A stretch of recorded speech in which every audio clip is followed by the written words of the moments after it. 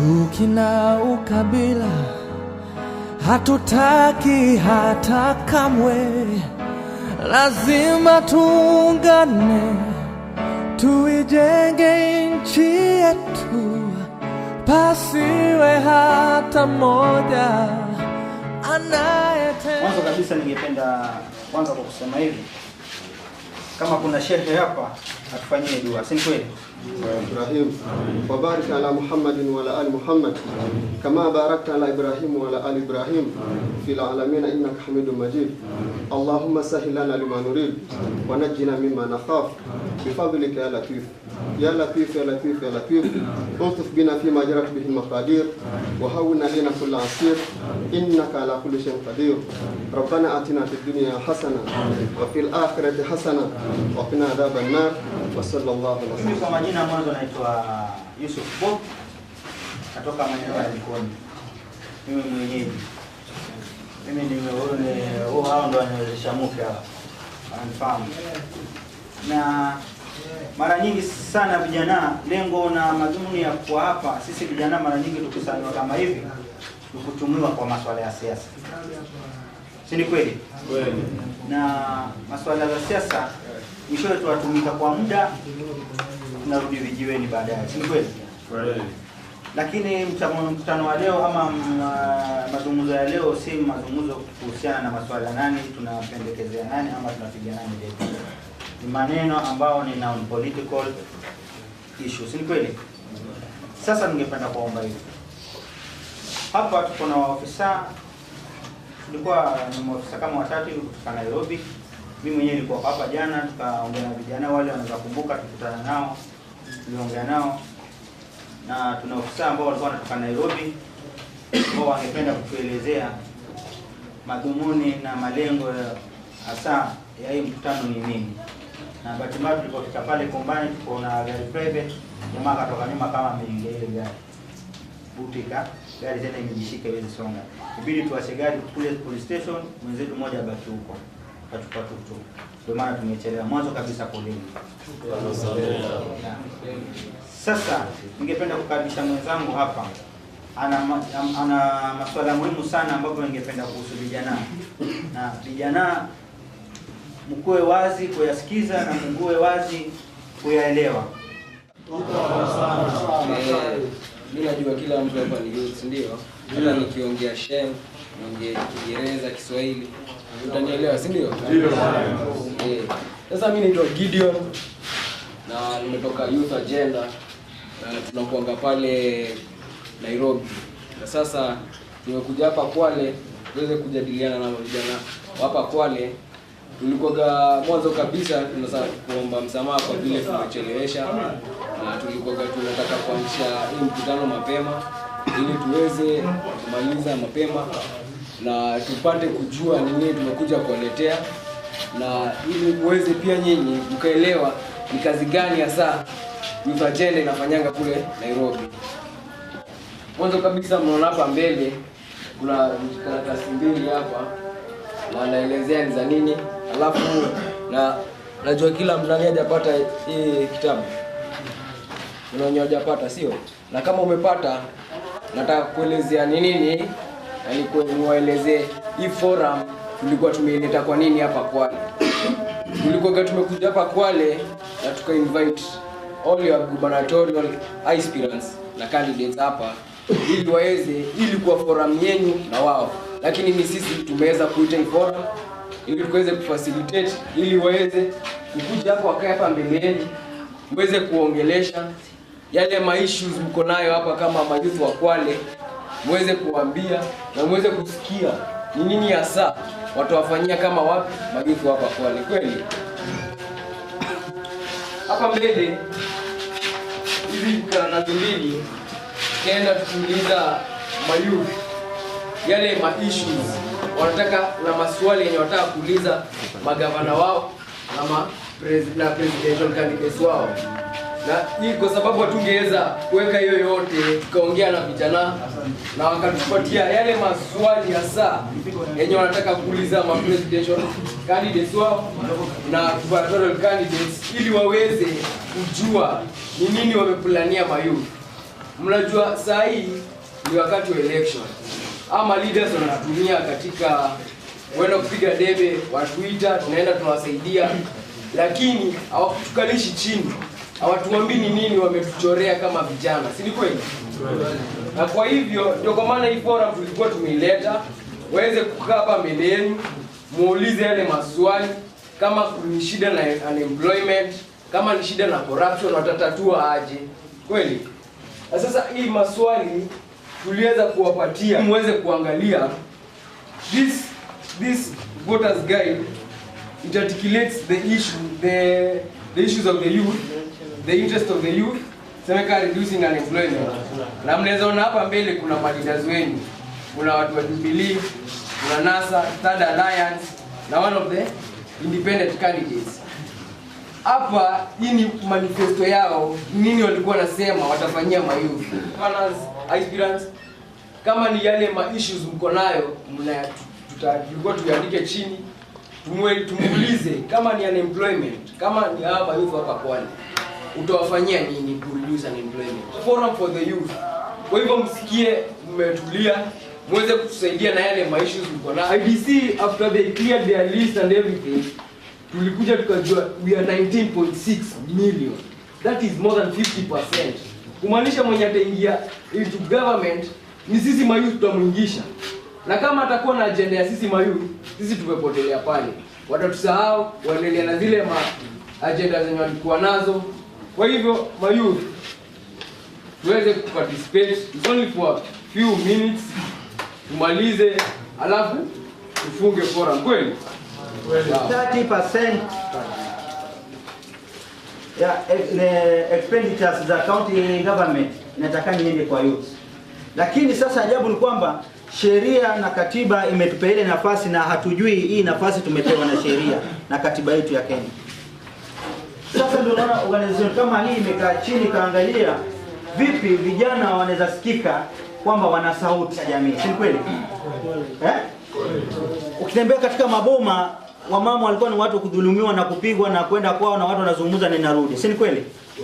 Sasa hivi unaweza kutana na ilikuwa ni kwamba taswira kwamba kuna msichana unaweza mkuta barabarani ukamfanyia madhambi na ikaenda hivyo. Si kweli? Sasa hivi unaweza pata hata msichana mtu ukamshika ukamguza hata titi hivi. Utapona? Tutalala ndani. Mbona wana sauti sisi hatuna sauti? Pati yote. Lakini hawa wote katoka hao viongozi wote wana sera ambao walituambia hao. Na sasa youth sisi tunakaa chini tunajiuliza, okay nyinyi viongozi wale watachagua Jubilee watachagua Jubilee, si kweli? Wale watachagua NASA watachagua NASA, si kweli? Uhuru ni yako na kura ni siri yako. Lakini utakaa chini uangalie katika hizo agenda zote, wewe kama youth swala gani katika hiyo agenda yote inakufurahisha wewe? Alafu utajijazia wewe mwenyewe utaenda kupigia nini? Kupigia mtu aina gani?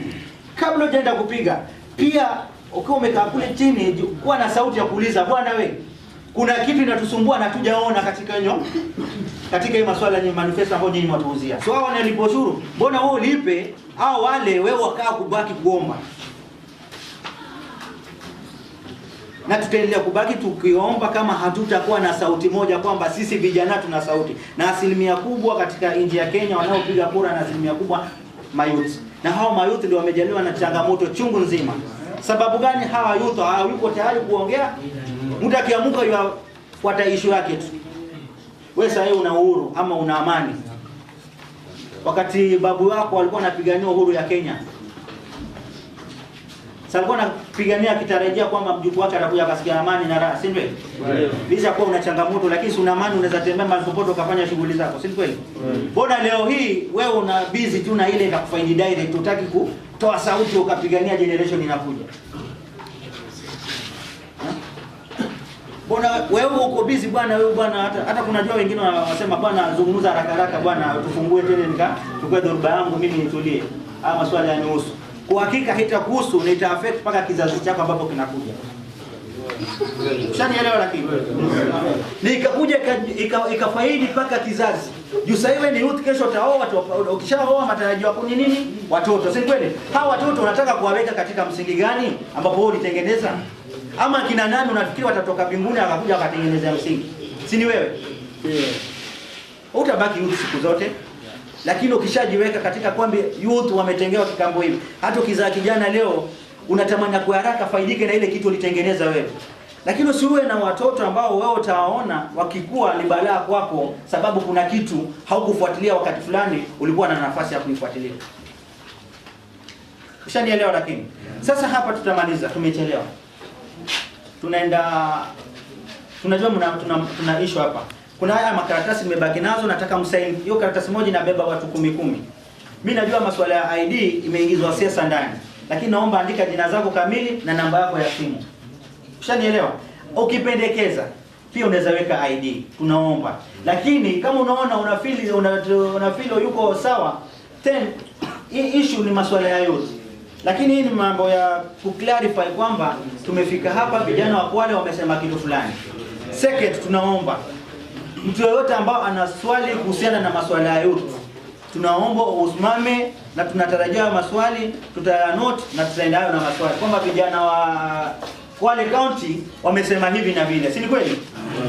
Katika katiba ya Kenya kuajiri watu, kwa mfano huku kwetu tuna Vegetarian pale, tuna airstrip hapa, na kuna tuseme mahoteli pia huko yako.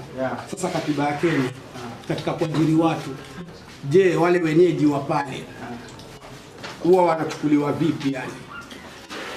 Katika zile sheria za kuajiri watu, wale wenyeji yani wa pale ambao kuna ule, kwa mfano ni mtambo kama ile Vegetarian pale, Kiskoli, katiba ya Kenya yani huwa inasema vipi? Ni masuala ni rasilimali za county, za Kwale County. Katiba inasema, I'm not sure of the percentage, but there's a high percentage should be remain to the youth.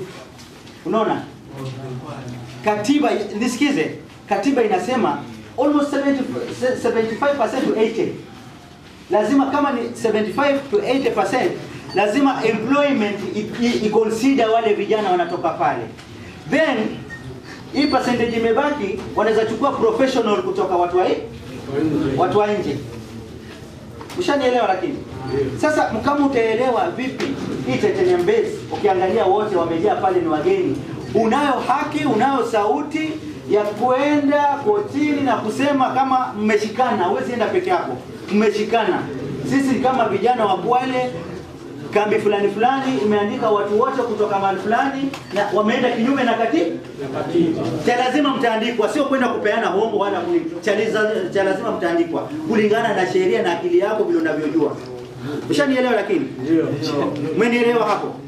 Wewe ukiona watu wote wanakaa pale, watu ni wageni, percentage wale labda hesabu kwa county ni watu 10 wameandikwa, na pale kumeajiriwa watu zaidi ya 500. Una haki ya kusanyana kama vijana, wamesema bwana, hii kambi ya vunja sheria. Katika sheria na katiba, rasilimali za county lazima iconsider wenyeji wa pale. Sio serikali. Naam. Ni kwamba sisi vijana sisi tuko na talanta. Naam. Talanta ya mpira tuko nao, talanta ya usanii, ujenzi. Tunavyo vitu vingi sana ambavyo tunaweza kufanya. Sasa mimi ndio naweza kuomba na nasimama kwa ajili ya vijana wenzangu kwamba hili swala liweze kufikishwa huko kwa linaye na bungeni, kwamba sisi tunalia na kwamba tunavyo vipaji na tunataka kukuza vipaji. Endelea bro. Nasema sisi kama mayouth bwana. Naam. Kuna watu wamemaliza shule, Naam, wamepita vizuri. Na kuna wale ambao hawakwenda shule kabisa, tutasaidika vipi tupate kazi kama ajira? Okay. Hiyo point taken, na dekeza hivi kama inapelekwa serikali. Vipi serikali ikuje? Huwezi kuwa hujaenda shule, uko tu nyumbani hujui chochote, hakuna vile maisha itaendelea wewe. Kweli. Si ni kweli? Vipi vijana itajenga polytechnics za ufundi katika village ama constituency level ama ward level isaidie hawa vijana? Si ni kweli? Ambao hawajafanikiwa kufanya nini? Kupata elimu. Wapate elimu ya fundi. Si ni kweli? Sasa for fact kweli wewe hujaenda shule, serikali inataka kusaidia. Serikali inakuja, bwana wewe, nataka kusaidia. Umesomea nini?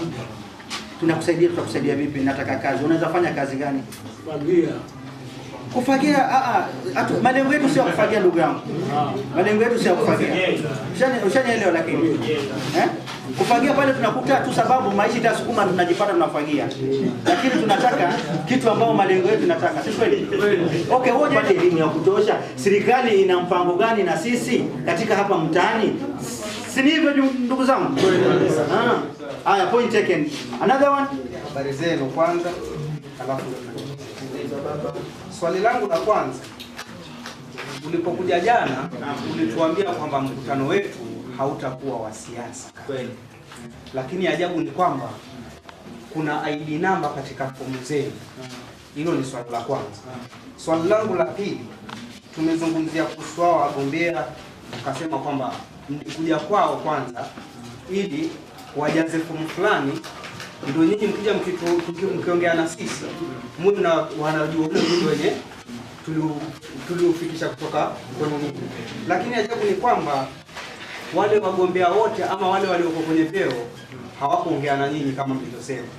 Je, sisi tukitoa yale maproposal yetu kwa nyinyi mtayafikisha vipi kwa wao? Chuki na ukabila hatutaki hata kamwe, lazima tuungane, tuijenge nchi yetu, pasiwe hata mmoja anayetenda